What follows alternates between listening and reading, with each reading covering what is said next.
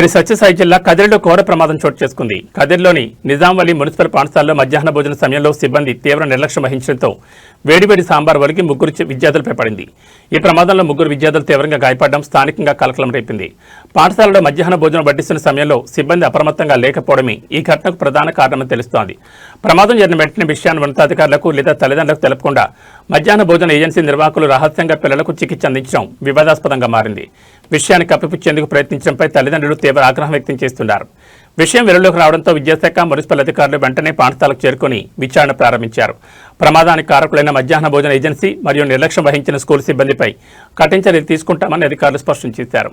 గాయపడిన విద్యార్థులకు మెరుగైన వైద్యం అందించేలా చర్యలు చేపట్టారు. పాఠశాలలో పిల్లల భద్రతపై విద్యాశాఖ ప్రత్యేక దృష్టి సారించాల్సిన అవసరం ఉందనే అభిప్రాయాలు వ్యక్తమవుతున్నాయి. ఎట్లా పడింది? ఎవరు పట్టుకునేది ఇట్లా?